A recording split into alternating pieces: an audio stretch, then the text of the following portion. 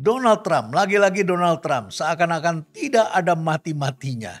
Kita tahu kasusnya banyak sekali, pelecehan seksual, kemudian juga penggerakan massa, masalah kriminal, kemudian juga masalah-masalah lain yang saya kira Anda bisa lihat di sini, ada banyak sekali. Tetapi dia tampil dengan sangat memukau di acaranya CNN. Jarang-jarang lu CNN memberikan tempat kepada orang dari Partai Republik, apalagi Donald Trump. Ini acaranya memang adalah CNN Republican Presidential Town Hall. Entahlah karena televisi sekarang juga kesulitan iklan barangkali. Tetapi ini sebuah panggung yang akhirnya kemudian CNN dihujat oleh banyak penggemarnya.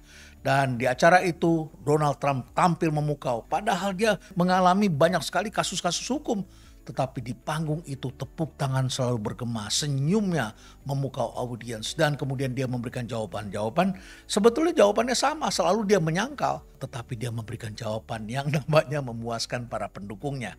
Bahkan ketika ditanyakan kasus pelecehan seksual, dia mengatakan if you are rich and famous, termasuk kalau Anda menjadi bintang, Anda kaya, Anda terkenal, maka women let you in katanya. Dan dia tetap mendapatkan dukungan dan kemudian para perempuan muda di Amerika memberikan dukungan yang mengatakan he might be a bad person but he is a good president. Sedemikian kuat sampai hasil surveinya menemukan bahwa Donald Trump adalah kandidat terkuat dari Partai Republik. Ketika ditanya kepada para pendukung Partai Republik, ternyata ada 71% yang mendukung Donald Trump. Bahkan kemudian kalau nanti Donald Trump kena kasus kriminal, bagaimana?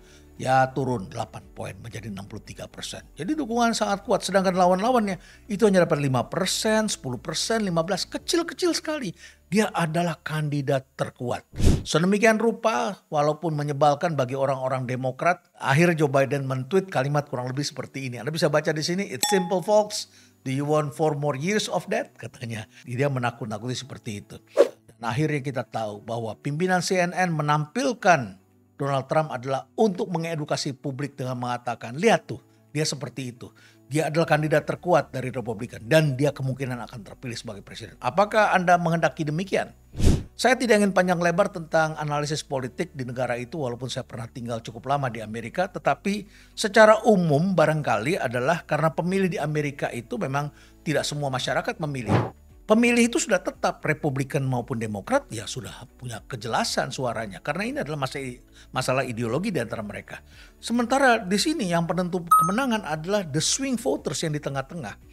Mereka inilah yang menetapkan dan ini akan sangat berpengaruh. Saya ingin memberikan penjelasan. Pertama adalah mengapa dia mulai dapat suara lagi dan cukup kuat. Yang kedua adalah apa yang harus kita persiapkan kalau dia terpilih sebagai Presiden Amerika Serikat. Yang pertama adalah mengapa dia menjadi kuat. Jawabannya adalah karena masyarakat Amerika Serikat saat ini semakin terbelah. Masyarakat di Amerika Serikat mulai bisa membedakan dan bahkan menggunjingkan antara masalah personal dengan performance. Kalau di negara kita performance itu erat hubungannya dengan masalah personal. Jadi orang seringkali menggunjingkan masalah-masalah personal untuk menjatuhkan lawannya. Kita ketahui bahwa performance itu adalah fungsi dari leadership dan values. Yang mana ini leadershipnya kelihatannya menonjol tapi valuesnya ini jadi masalah. Kemudian kita ketahui juga Amerika sekarang sedang punya banyak masalah. Jadi di tengah-tengah masalah itu ya Donald Trump mewarisi masalah tetapi penggantinya juga belum tentu perform. Dan kita lihat Amerika sekarang hutangnya semakin besar, pengangguran turun tetapi inflasi masih tinggi. Sementara China ini mulai perform dan dunia mulai bergeser dari hard power ke soft power. Nah akibatnya kemudian Donald Trump ini tampil sebagai kandidat terunggul karena dianggapnya bisa memecahkan persoalan ini dengan lebih baik dibandingkan dengan Joe Biden. Jadi kalau dibandingkan antara keduanya memang kelihatannya Donald Trump masih unggul di situ. Jadi bagaimana kalau dia menang? Yang pertama kemungkinan besar menurut saya perang Rusia-Ukraina akan segera berakhir karena memang beberapa catatan menunjukkan bahwa Donald Trump tidak menginginkan perang dengan Rusia itu terjadi. Dan kita ketahui apa dampaknya bagi dunia. Sekarang ini terjadi hyperinflation di sejumlah negara dan Eropa porak-poranda. Kalau perang Rusia-Ukraina berhenti tentu saja akan ada pindah. Kenapa? Karena ternyata sejak memimpin Donald Trump itu selalu berkata-kata negatif tentang China. Jadi perangnya kemungkinan besar akan pindah dari Eropa ke Asia. Dan kita tahu tempat pertempurannya ada di mana, yaitu tempat di mana Amerika menjual senjata terbesar, yaitu ke Taiwan, Jepang, dan Korea Selatan. Jadi pertempuran ini tidak bisa dielakkan dan kemungkinan besar akan terjadi hyperinflation di Asia. Kita ketahui pula bahwa ekspor Indonesia yang terbesar ada pada beberapa negara itu di Asia Timur, Cina, Jepang dan Korea. Jadi ini adalah negara-negara yang sangat penting bagi kita termasuk kepada India. Apakah ekspor kita akan bisa dipindahkan ke India? Rasanya tidak bisa 100%. Kemudian juga kita bisa menyaksikan import dari negara-negara itu yang sangat penting. Ini juga akan terganggu untuk perekonomian Indonesia. Yang berikutnya harus kita persiapkan juga masalah pengungsi. Di mana ini? Jauh sebelum kejadian kita harus siapkan pulau-pulau mana yang harus kita berikan kalau pengungsi begitu besar datang ke negeri kita. Untuk tidak menimbulkan persoalan seperti yang terjadi di Eropa. Masyarakat Eropa akhirnya menjadi tegang karena pemerintah memberikan subsidi yang begitu besar kepada para pengungsi. Sementara penduduk setempat diabaikan. Tidak mengherankan hal ini akan juga bisa terjadi di negara kita. Jadi ketidakstabilan di Asia ini kemungkinan besar juga akan terjadi di era Donald Trump yang kedua nanti. Kita harapkan itu tidak terjadi. Banyak yang bertanya pula, loh kalau begitu bagaimana? Kenapa dia bisa menang? Ya jawabnya dia bisa menggunakan panggung-panggung untuk tampil. Jadi panggungnya dulu televisi. Di televisi dia punya acara di Apprentice, dari kelihatan galau, lama-lama dia menjadi pandai dan akhirnya bisa menguasai panggung. Dan sekarang panggungnya adalah pengadilan. Jadi pengadilan yang tadinya adalah tempat dia dijatuhkan, ternyata ini menjadi political persecution yang bisa membangkitkan Donald Trump.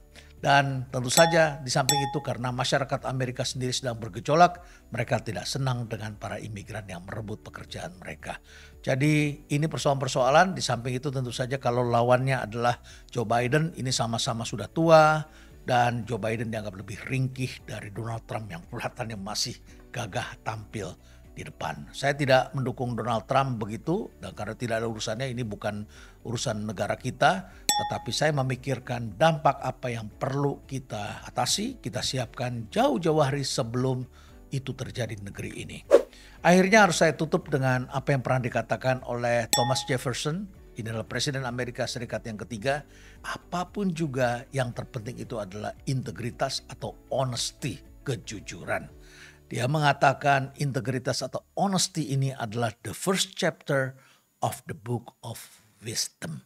Jadi kalau kita ingin mendapatkan kebijaksanaan, kehebatan, kekaguman, maka pertama-tama yang harus diberikan itu adalah kejujuran dan integritas.